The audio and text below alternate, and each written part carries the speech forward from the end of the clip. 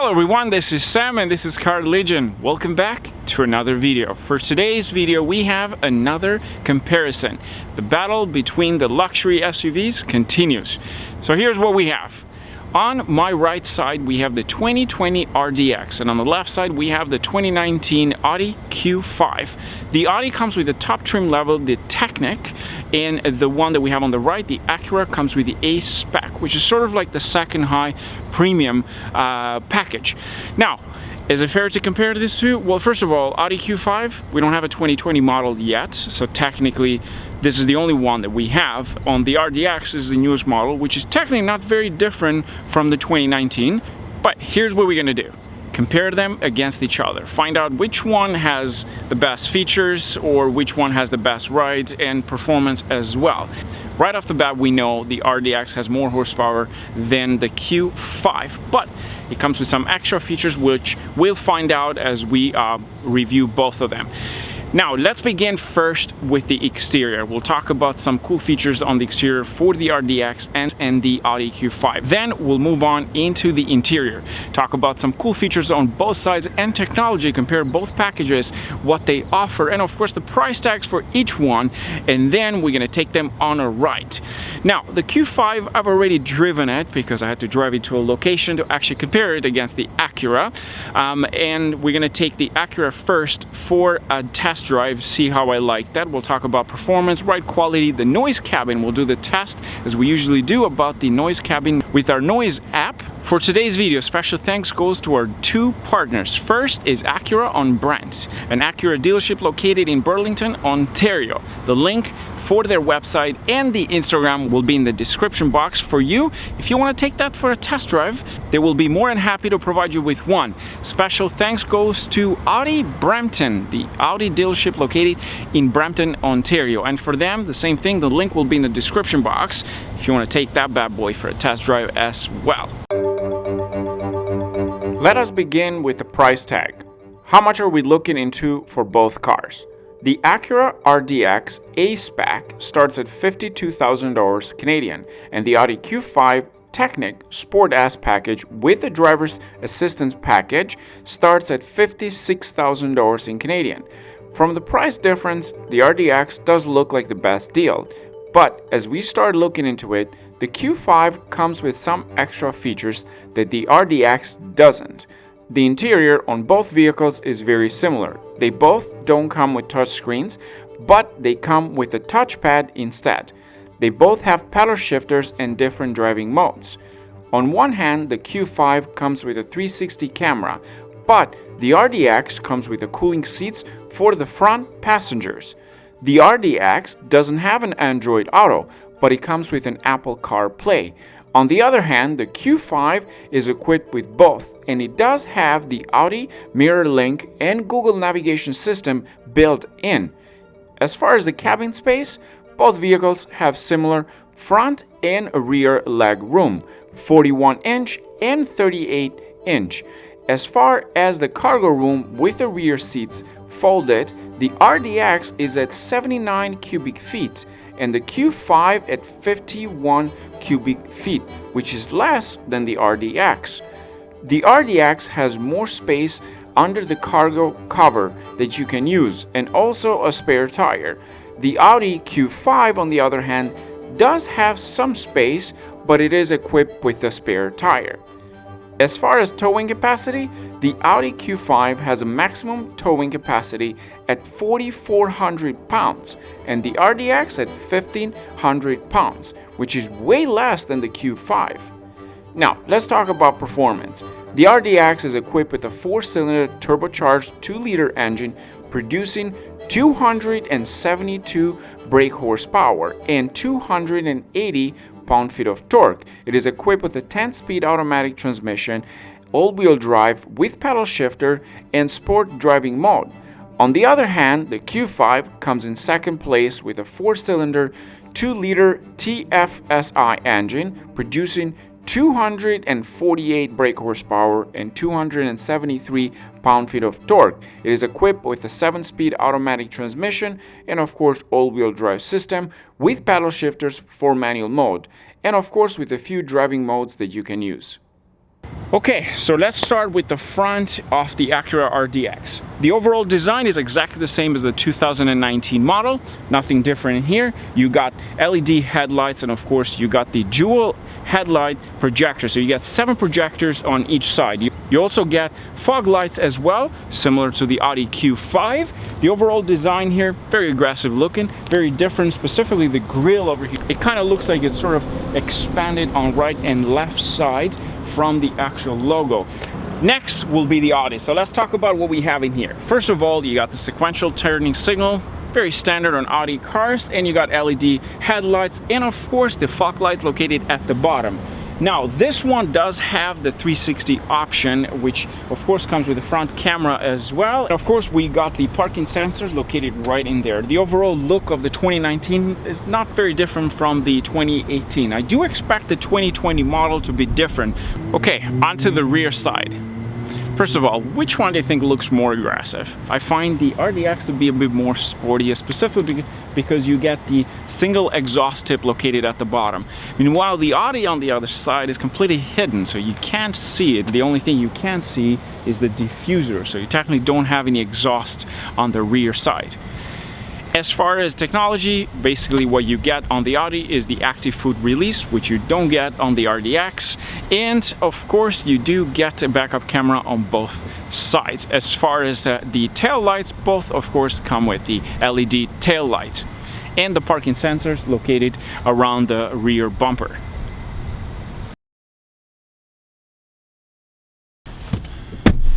Okay, onto the rear side of the Audi. First of all, quite a lot of leg room in here. Feels like this thing is a bit more wide on the rear side than it is on the front side. Very nice seats. Seats are very comfortable. Feels like they hug you in technically. And of course we got an armrest in here. As you can see, you got 2 cup holders located on top of the armrest. The center seat with the armrest can be completely folded, as you can see, in order for you to actually use some space. If you want to put long objects, you can do that, so you can fold the entire thing. As far as technology, what you get, the 2 vents in there, and you got heated seats on the rear side, and you can control the temperature for the rear side. As per the actual space, quite comfortable. This one of course doesn't come with the vehicle, it's just an extra for the person that is actually using this as a day-to-day driving. We also get a beautiful moonroof across. This feels like it's quite massive because it starts all the way here and to the front, and then of course you got the shade, which you can automatically move and close with the buttons located onto the front. So comfort level, great, very spacious. As far as the space between my head and the roof, feels pretty good, very nice, not very tight, not very cramped. Now, let's move on to the RDX. Onto the RDX. First of all, we have a beautiful leather interior with some suede in the center on all seats. At the same time, we got 2 USB ports and the vents located at the top. You don't get any climate control on the rear side. The center seat cannot be moved or folded separately from the left seat. It can be moved only at the same time, like the one you find in the Audi Q5, where you can fold the center seat with the center armrest. On this side, you can't do that. You also get a beautiful moonroof similar to the one that you get on the Audi Q5, and of course with the sunshade that you can automatically adjust it from the front position. Okay, let's go for a drive. Very happy about this because first of all, the sitting position is a little bit better than the Q5. The reason I say that is because you're much more comfortable. There's so much leg room in here between left and right. At the same time, the seat in here, specifically the seat, not the recliner at the bottom, I can stretch my legs. I'm going to show you with the Audi Q5 what I mean, because over there it's a bit weird. I don't know why. But one thing I'll give you to Audi, the actual recliner is much better on the Audi than this one. This is more wide. I like it a bit tight, nice and comfy to keep you in. And specifically, that one comes with the S package. So does this, but not the same level as that. I'm very confused here, so I got to figure out how to actually put this in freaking drive. There we go. Into, oh, there we go, into drive, and it turn on green in here. There we go. So off we go. You got beautiful paddle shifters that you can use. The 10-speed automatic transmission. Acura sees the 10-speed automatic transmission as an actual advantage compared to the Audi Q5 because that has only 7 speeds. So I'm not sure why. More speeds, better fuel efficiency, I guess. And compared to the Audi Q5, this comes with cooling seats, which that car does not. So that's a huge benefit. These are not Technik cooling seats, they're more ventilated. That's the right term to use nowadays. Not cooled, but ventilated. Overall, liking the drive, very nice and soft ride. Compared to the Audi, less stiffer. I'm very interested to find out the dB level on this vehicle. So that would be, although it does feel quiet inside, but me telling you, it's just not gonna work. I have to actually test it out to give you the right number. So I'm very interested to find out what the dB will be in this. As far as the seating position, very standard, comfortable. Not sporty though. I expect it to be a bit more aggressive inside, like more interesting. The Audi, you're very tight, you're very inside. Not a lot of leg room on the Audi compared to this, but I do love the actual seat in here because I can actually stretch my legs a lot more comfortable than the Audi. I find that to be a bit tight, but the actual recliner is better on the Audi.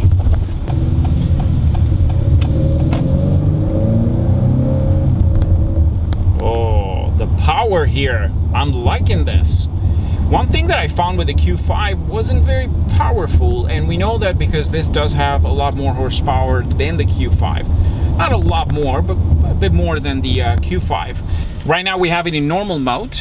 We're gonna test out the sport mode and see how it does. I wanna see the pedal shifters because we got 10-speed automatic transmission to test out. This is gonna be very interesting. I feel very comfortable in here, and I like the fact that you have buttons. Now, as far as the infotainment system, both cars don't have a touchscreen, but they do have the pad located in the center that you can use technically as a touchscreen without actually touching the screen, which I find it to be very interesting. I thought I would hate it, but I do like it on both cars. It's very easy to use. We got it in sport, and we're changing, of course, in sport mode as well. Oh. That was quick. Now the steering wheel got stiffer as well, and I can actually feel it that is stiffer. Sometimes companies use the term sport mode, but technically is not fully sport mode. This, on the other hand, does make some adjustments when you actually change it to sport mode, so you can tell right away. And let's hammer it. Oh, and it sounds good. It sounds really good. Pretty quick. Okay, I'm going to put into normal mode because I want to test out the noise cabin, and we got into comfort mode, and of course this will be into drive mode. Okay, so the average shows 75. Now I don't know about the Q5, so we're gonna find out soon. We were doing 100 kilometers an hour in here, so that's technically a good number. The reason I say that because in other cars at 60 kilometers an hour you're looking at 72 dB. This, on the other hand, it's at 75. That's a good number. We're gonna find out on the Audi as well. The power in here is a bit different compared to the Q5. When you hammer down this thing, it reacts quickly. There you go. The Q5 takes some time. As far as technology, both vehicles have the driver assistant package. You got the PDU on the Q5, which helps you on a highway to keep you within lanes, lane assist, lane departure, blind spot detection as well, and the forward collision warning as well on both vehicles. Okay, so we're done with the Acura. We will move on to the Q5 and test that one out and see how we like it compared to this. Although I've driven it for a bit now. Just wanted to see now the difference with this after driving this car. We're gonna take the Audi now for a drive and test it out. As I mentioned during the RDX test drive, the RDX feels a bit smoother than the Q5. This is not very stiff, that is unbearable. It's just, you can tell the difference when it comes to the ride quality right away. As far as noise cabin, I'm not exactly sure the difference because I haven't tested out this one yet. So once we take it on the road at the same speed that we did with the RDX, we were doing 100 kilometers an hour, which is the normal speed on the road that we drove that. So once I take this on a highway, we're going to test it out as well. I'm very interested to find out the difference. As far as technology, both vehicles are equipped with the assistant package, which is the driver assistant package, where basically helping out to stay within lanes. So you got the lane assist, lane departure, blind spot assist, forward collision warning as well. You get on this vehicle, same package, same system, similar system as well, very intelligent. But the beautiful thing with this is that you get a couple of extra features which explain the price difference compared to the Acura. First, you get a digital screen. Second, you get the power lift gate with the option for the active foot release, which is basically sliding your foot under the rear side and it will open the tailgate. In the RDX, you get only the standard from remote control, and of course on the rear side, on top of the plate, you press the button, it will open up. But as far as the tailgate, you do get a little bit more space in the RDX, and of course you get those buckets underneath that you can use to put more stuff. And under that, you get the spare tire. Very smart, very well thought, because at the end of the day, it's an SUV for family. So as far as the interior, I will say the Audi feels a bit more refined. What I mean by that is that you can tell the actual overall quality for the Audi. You can tell the beautiful buttons around it. They don't look, you know, out of proportion. They look a bit different, just more refined. Not on the RDX, not that the RDX is bad or it looks cheap made, not at all, absolutely not at all. But you can tell the difference once you get in an Audi. The seat position specifically in the Audi is not as good as the RDX. I can't stretch my legs a lot in here, and even if I put the seat all the way to the back, it's pretty it's just so high at the bottom over here. It feels like it's very high off the actual bottom of the vehicle. So that's one difference that I noticed right away with the RDX. I felt more comfortable there with the seats in a certain position. In here, just a bit different. I'm not exactly sure how uncomfortable we would be for a long drive, but just driving in for a couple hours, I can tell right away.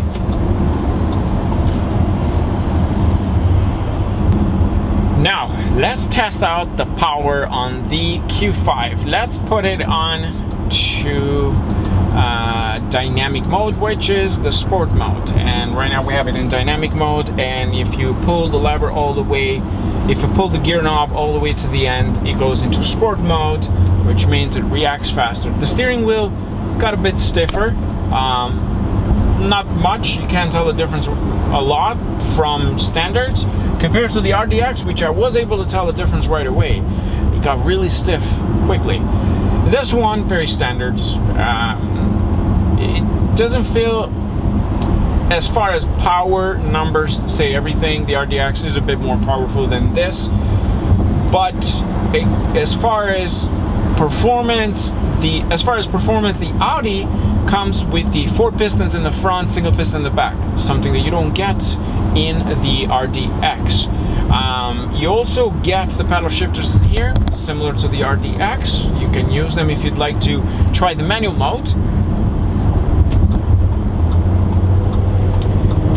The other thing with the Audi is that you get Google Maps built in as a navigation system.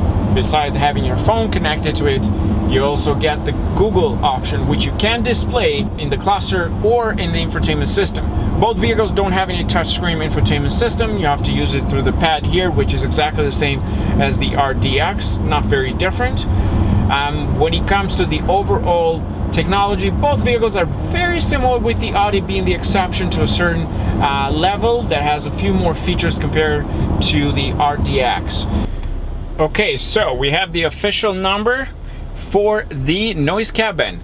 Over here we have 73 average, which is exactly the same as the RDX. So they're both similar when it comes to the noise cabin. I am very surprised on that because it did feel like the Audi was less noisy.